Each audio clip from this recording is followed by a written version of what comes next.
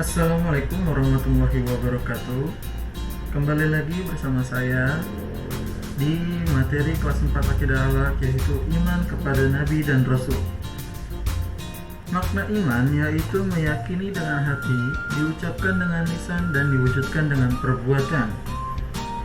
Dalam kalimat syahadat, kesaksian pertama yang dilakukan seseorang adalah meyakini bahwa Allah itu esa. Kesaksian yang kedua adalah keimanan terhadap kerasulan Nabi Muhammad SAW. Rukun iman yang kita ketahui ada berjumlah sebanyak 6. Yang pertama, iman kepada Allah, iman kepada malaikat, yang ketiga iman kepada kitab, yang keempat iman kepada Nabi dan Rasul, yang kelima iman kepada hari kiamat, dan yang keenam iman kepada qada dan qadar. Iman kepada Nabi dan Rasul yaitu meyakini dengan sepenuh hati bahwa Allah SWT telah mengirimkan utusannya yang ditugaskan untuk membimbing umatnya kembali ke jalan yang benar agar memperoleh keselamatan di dunia dan di akhirat. Nabi merupakan seorang manusia yang dipilih oleh Allah dan diberi wahyu untuk dirinya sendiri dan tidak diwajibkan disampaikan kepada umatnya. Sedangkan Rasul adalah seorang manusia pilihan yang diberi wahyu oleh Allah untuk dirinya sendiri dan berkewajiban disampaikan kepada umatnya. Seorang Rasul sudah tentu dirinya merupakan seorang Nabi, akan tetapi seorang Nabi belum tentu dirinya adalah seorang Rasul. Jumlah dari Nabi dan Rasul yang wajib diketahui oleh kita adalah berjumlah 25 Nabi dan Rasul. Adam, Idris, Nuh, dan Hud, Saleh, Ibrahim, Lut, Ishak, Ismail, Yakub, dan Yusuf, Su'eb, Harun, Musa, Daud, Zulkifli, dan Sulaiman, Ayub, Yunus, Zakaria, Ilyas dan Ilyasa, Yahya, Isa, dan Muhammad.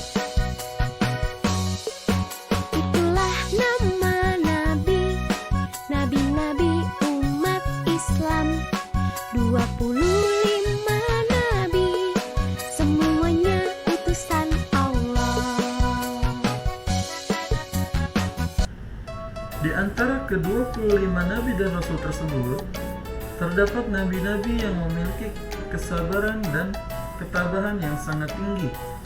Di antara ke-25 Nabi tersebut ialah yang pertama Nabi Nuh alaihissalam, kemudian Ibrahim alaihissalam, ketiga Musa alaihissalam, keempat Isa alaihissalam, dan yang terakhir Nabi Muhammad SAW.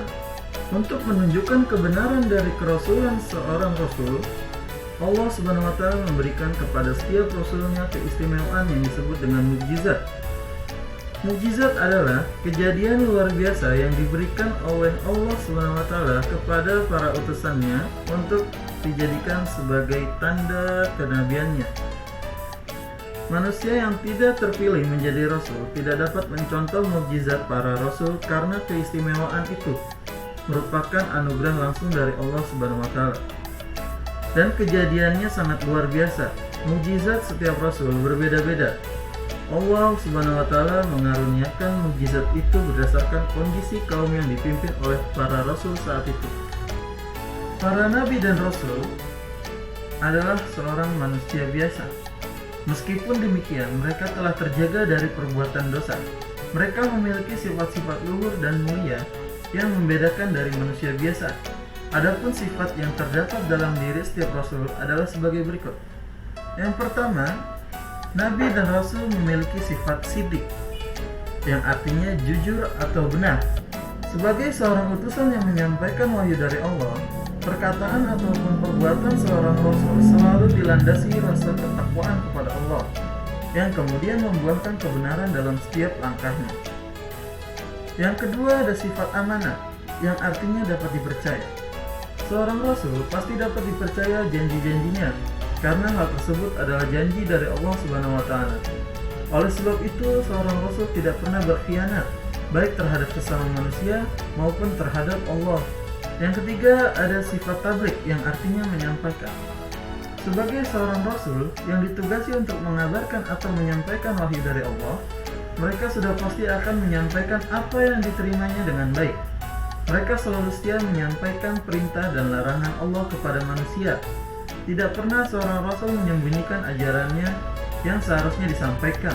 Mereka menyampaikan seluruh tuntunan dari Allah SWT kepada umatnya agar terhindar dari kesesatan. Yang keempat, ada sifat fatona, yang artinya cerdas atau bijaksana. Seseorang yang dipilih Allah SWT sebagai utusannya sudah pasti seorang yang pandai, cerdas, dan cakap dalam memimpin umatnya. Sebab, memberikan pengertian kepada orang awam sangatlah sulit, maka diperlukan sebuah pemikiran yang cemerlang dan bijaksana. Dengan kecerdasan yang dimiliki seorang rasul, dapat dengan mudah menjelaskan apabila ada bantahan-bantahan dari kaumnya yang belum mendapatkan hidayah.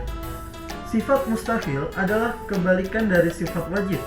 Para rasul tidak akan mempunyai sifat-sifat ini.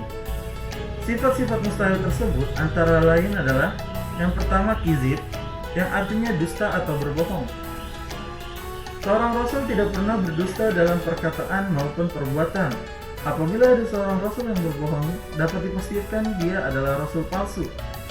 Jadi, tidak mungkin para rasul itu berbuat bohong, baik kepada Allah maupun kepada sesama manusia. Yang kedua ada sifat khianat, yang artinya tidak dapat dipercaya. Allah SWT selalu menjaga hati para rasulnya, maka mustahil jika rasul bersifat khianat. Para rasul bersifat amanah, mereka tidak mungkin melalaikan kewajiban terhadap masyarakat ataupun kewajiban kepada Allah. Yang ketiga ada sifat kitman, yang artinya menyembunyikan.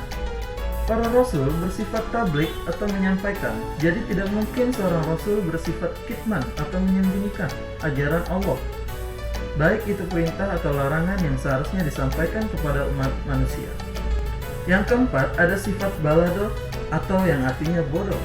Para rasul bersifat fatona. Oleh sebab itu, para rasul tidak mungkin bersifat bodoh atau pelupa.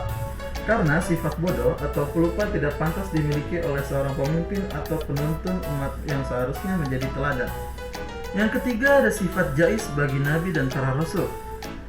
Sifat jais bagi rasul adalah suatu keadaan yang dapat menimpa diri manusia pada umumnya, yang tidak mengurangi dan menghilangkan ketinggian martabat serta kedudukan mereka sebagai rasul.